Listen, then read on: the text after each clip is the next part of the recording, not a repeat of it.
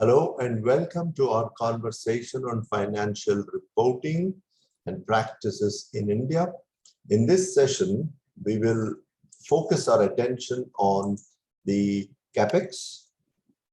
Normally, Capex results in the acquisition of property, plant and equipment. Capex is a capital expenditure.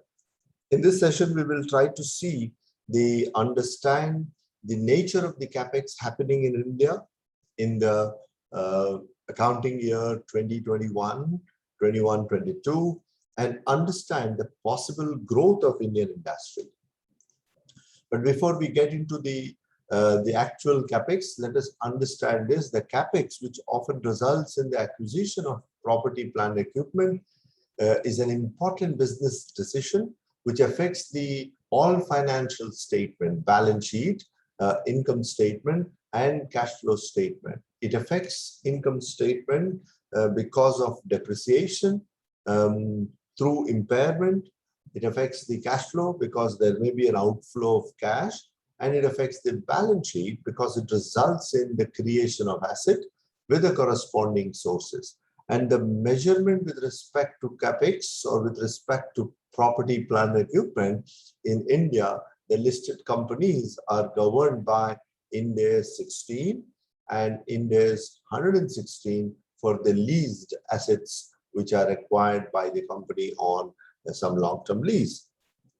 So, what is the status of Capex in India?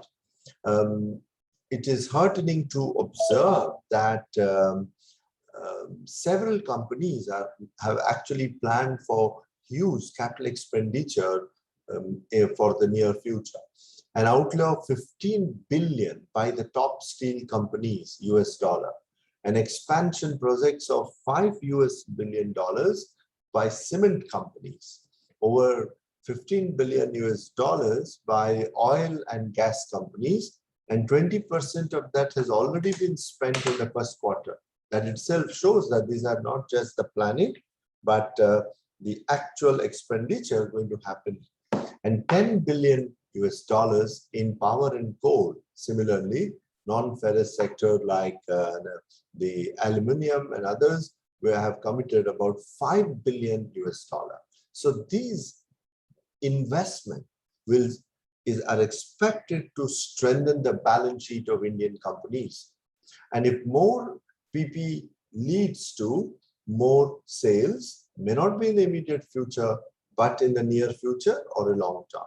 So therefore, because of this huge capital expenditure, we are expecting in future, the industry will further grow, and which may lead to higher bottom line, which may lead to better performance on the stock markets.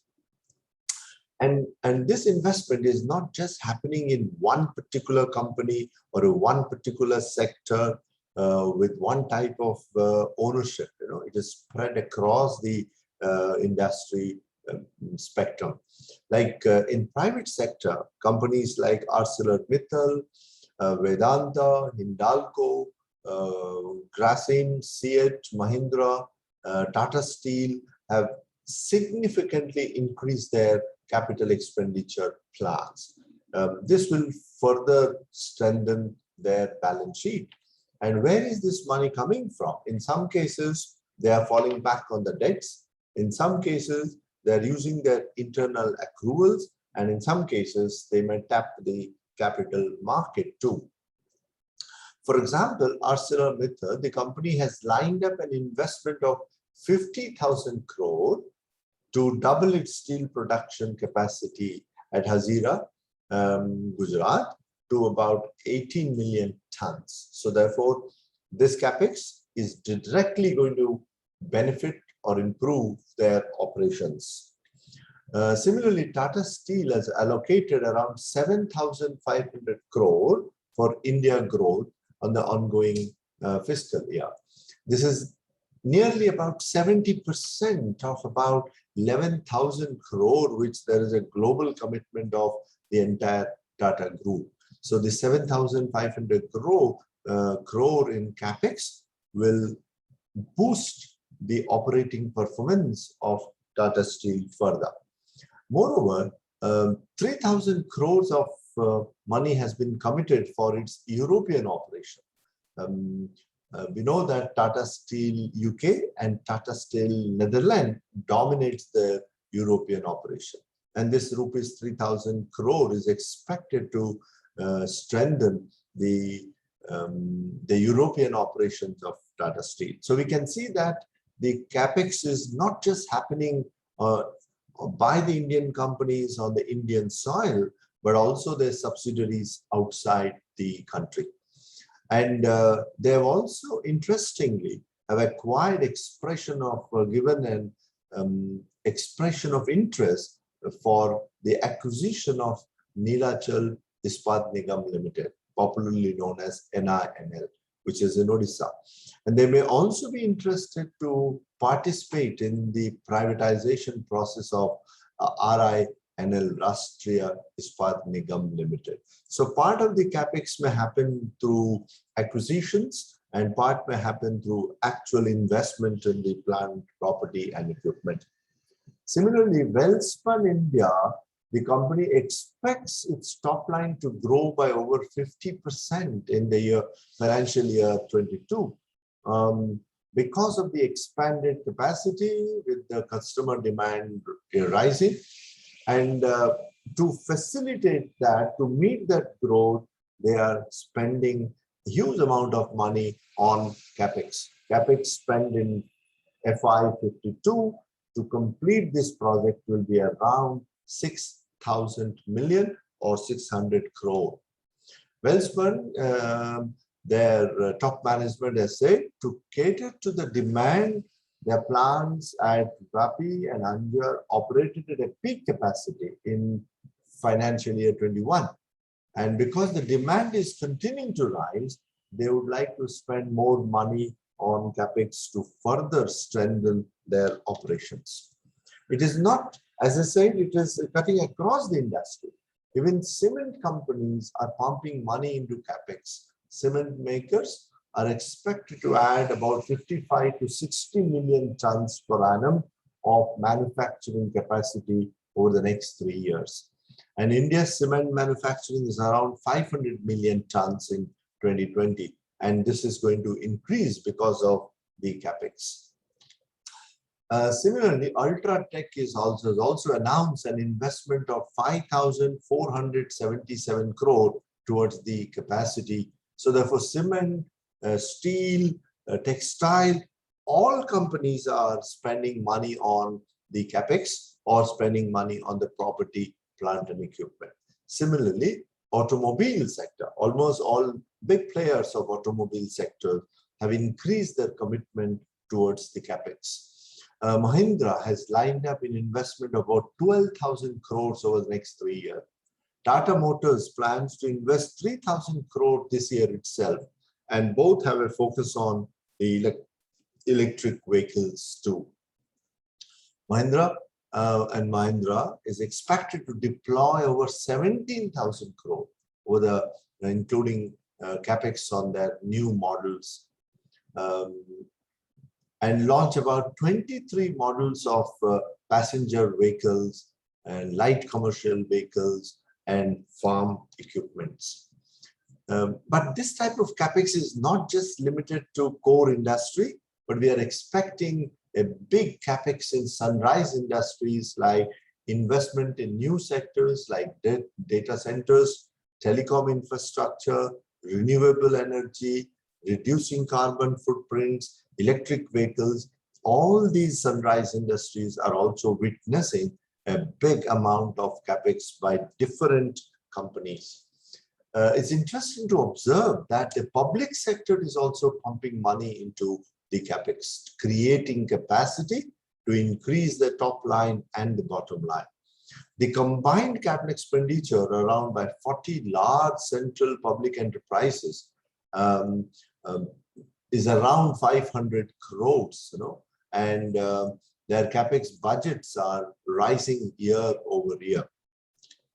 We can see that, top central public enterprises, public sector enterprises are railways, is about 28,000 crore in the month of, during the period April-May 2021. And the NHAI has committed about 15,000 crore. ONGC 3,500 crore. NTPC 2,500 crores and IOC 2,100 crore. It's important to understand these investments will not only strengthen their balance sheet, but also the companies which are working with them, their balance sheets will also improve. So therefore, Capex has a multiplier effect, not only on their companies, the company which is investing, but also the forward and backward linkages possibilities. NTPC, for example, to pick up one or two examples from NTPC, is pumping money in building new plants, thermal plants in different places of the country.